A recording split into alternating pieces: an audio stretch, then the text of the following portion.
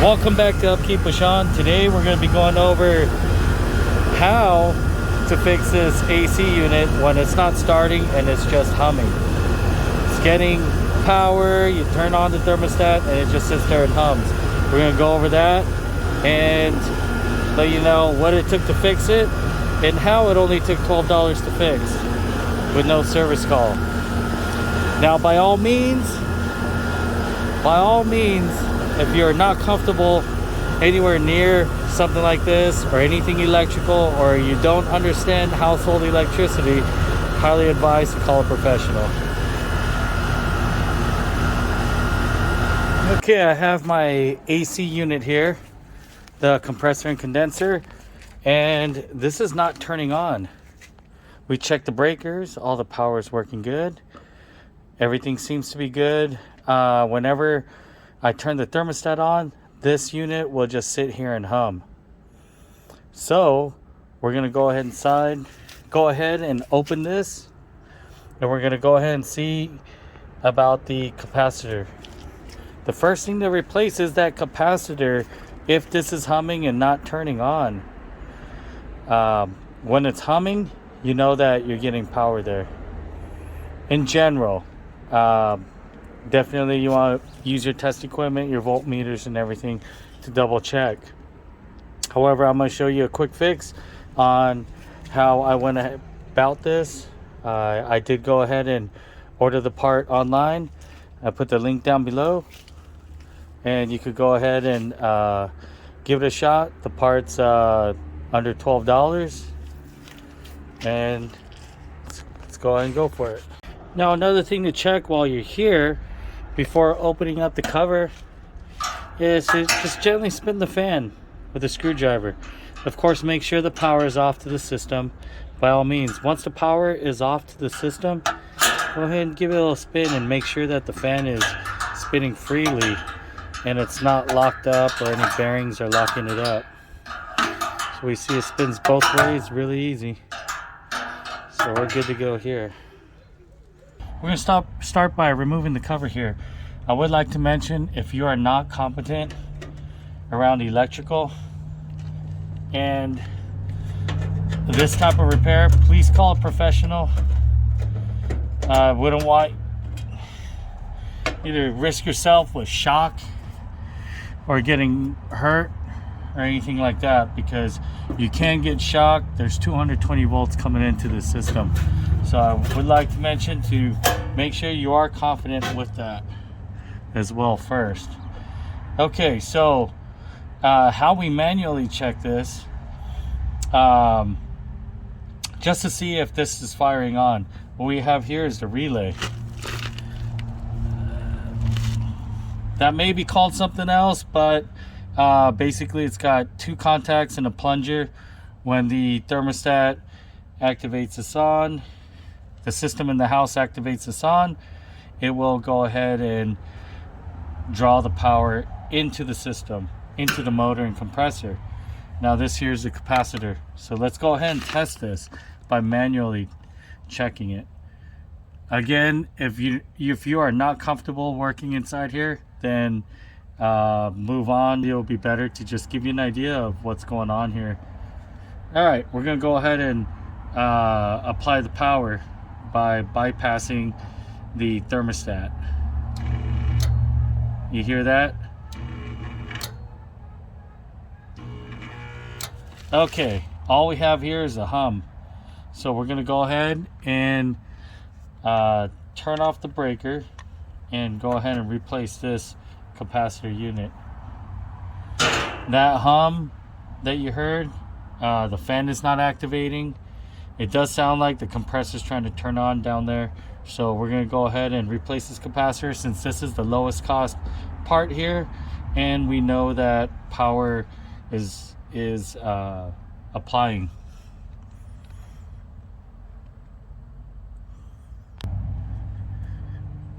Okay, now that we have the breaker off, we're going to go ahead and check it one more time to make sure that there is no power by confirming there's no more hum.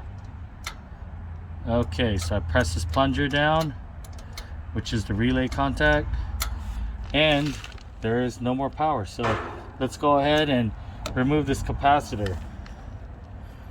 Now, prior to removing this capacitor, what I recommend doing is go ahead and just running your screwdriver and having these contacts touch each other.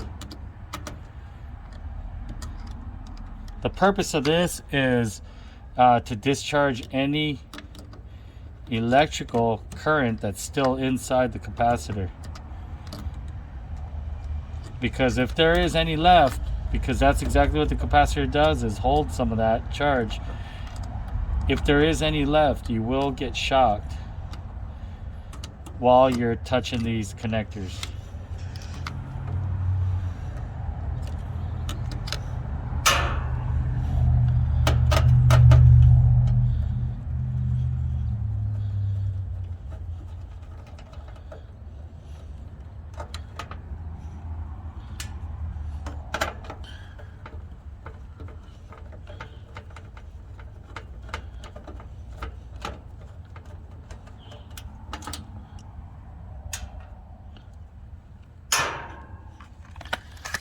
Now, I would like to mention, when you're ordering these capacitors, they are not universal. You must match it up with the original one. So if you can see here, the numbers you want to pay attention to are like this one here, the 40 plus 5 UF. The plus minus 5% you don't have to worry about. That's just a difference. However, the 450 volt VAC, you want to confirm that. Make sure that you have the correct volts. And the 40 plus 5, it could be a 35 plus 5, 45 plus 5. Just make sure that that number is the same. Make sure that that number is correct, matching your old one on the unit.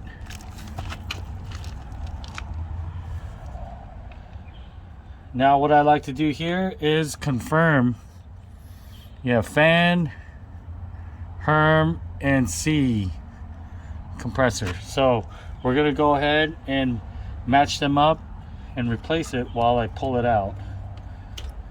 This way you can make sure you never get it wrong. So we got fan, and go ahead and put the Herm on there. And then we got the 2 for the compressor.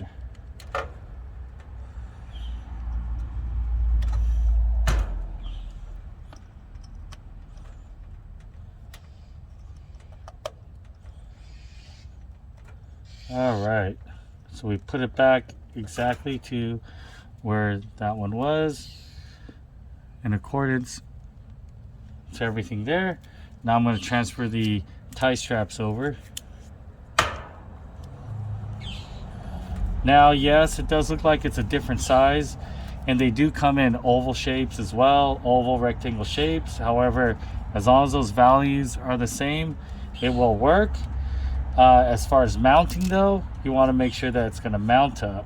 So I went with a round, even though it's not as big in diameter. I just wanted it to go ahead and fit the best in the location. So I'm gonna go and put the straps on, and I'm gonna leave those numbers exposed. I'm gonna leave the numbers exposed so that way on the next service, if I need to quickly reference which numbers they were, I can go ahead and just open this cover and look, and I'll see it right away.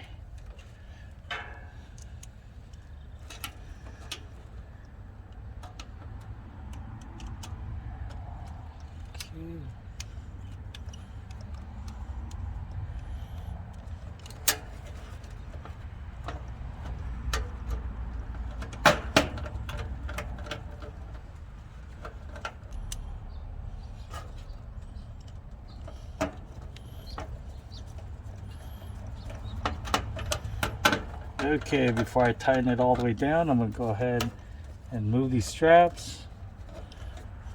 I'll go ahead and snug it up again one more time. Make sure we can see the numbers and values. And then I'll snug the strap up over here. It's basically like a zip tie. So now we're going to go ahead and tighten it up and secure it in.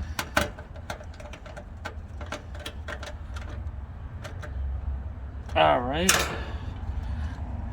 Now we just make sure that all the connections are good. Yes, yes, yes. I'll make sure the straps are holding it good again. Looks like this one came a little bit loose. There we go, there we go. There we go, and we can still read the numbers. All right, so now I'm gonna go ahead and turn the power on and we'll check it.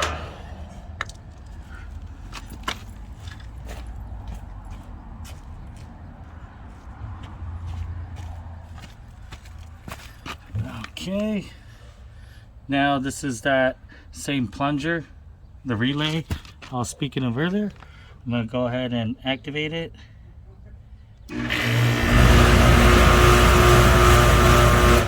Okay, there we go. We know that it turns on now. And the last step is to just go inside, turn it on via the thermostat. If everything's good, we're good to go.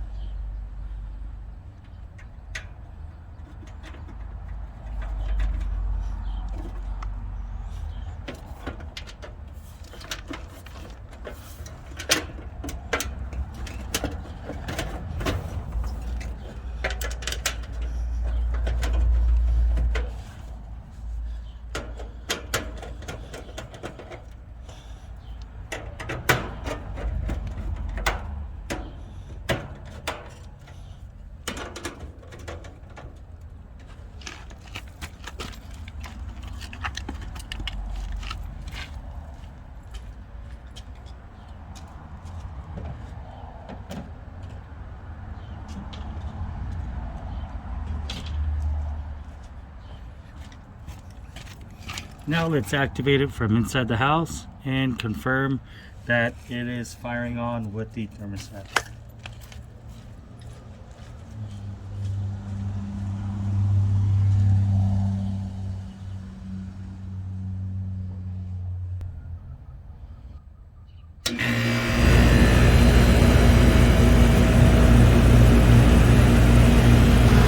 Okay, now there you go, guys. We are back to working again and good to go.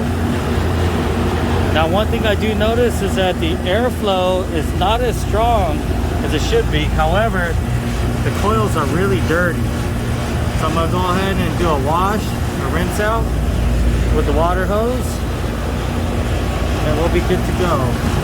But other than that, everything's looking great.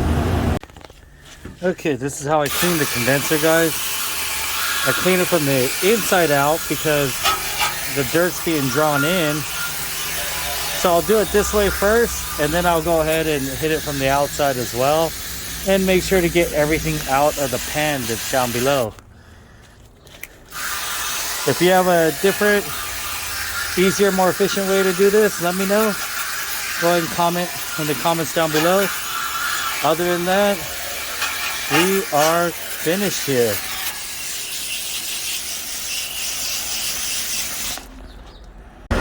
And we are running good and good to go, especially after the cleaning.